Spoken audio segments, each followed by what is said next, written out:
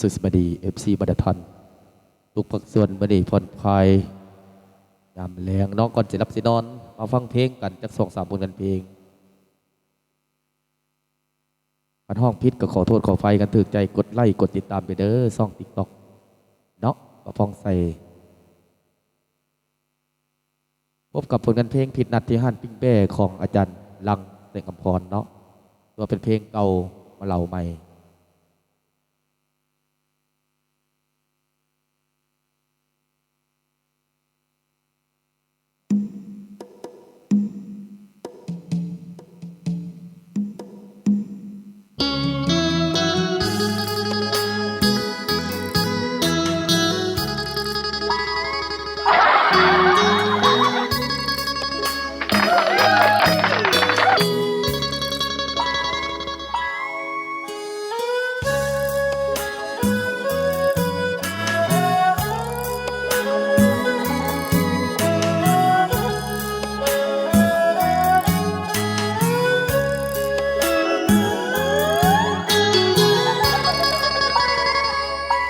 มาหาไอ้แดง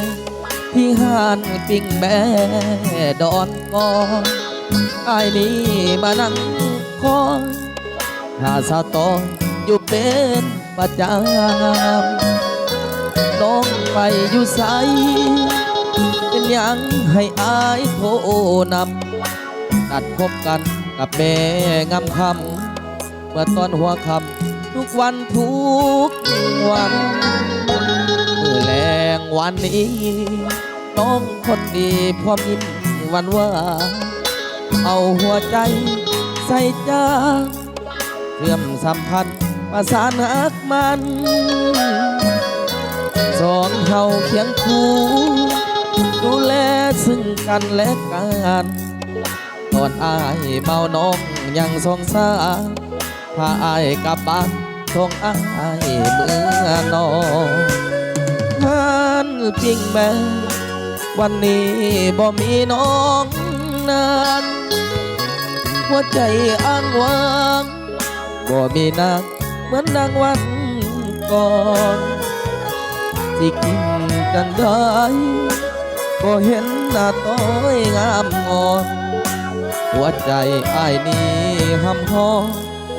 เมื่อตอนเห็นเขามีคู่มาหาไอ้แดงที่ห้านปิ้งแม่ดอนก่อนสั่งเดสั่งคนซื้อต่อ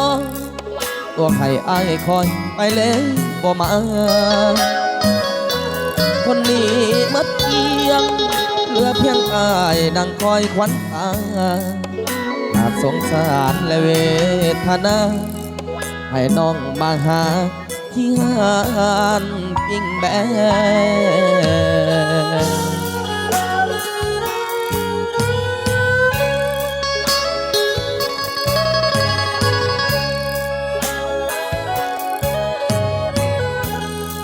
ท่านบ่มักบ่ฮักที่ตัวให้อายมาเฮ็ดหยังเฮ็ดบทเพลงผิดนัดที่ห้านปิ้งแม่ฝากกดไลค์กดติดตามด้วยเด้อ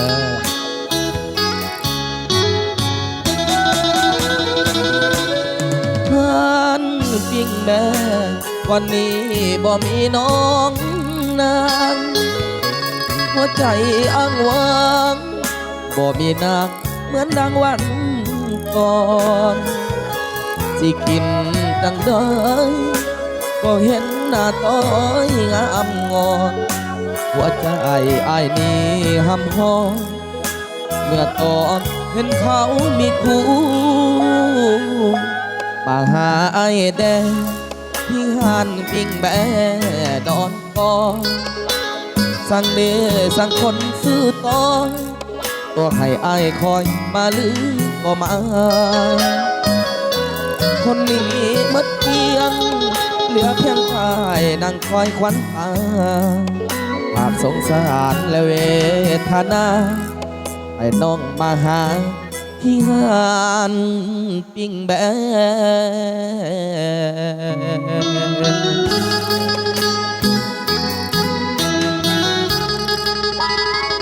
ฝากไปเด้อฝากกดไลค์กดตามต้องใส่สตูดิโอ ช่องใหม่เนาะทางติ๊กต็อกทางยูทูบแดงกระเซิร์ชเนาะขอบอกขอบใจหลายๆทาง FC เนาะ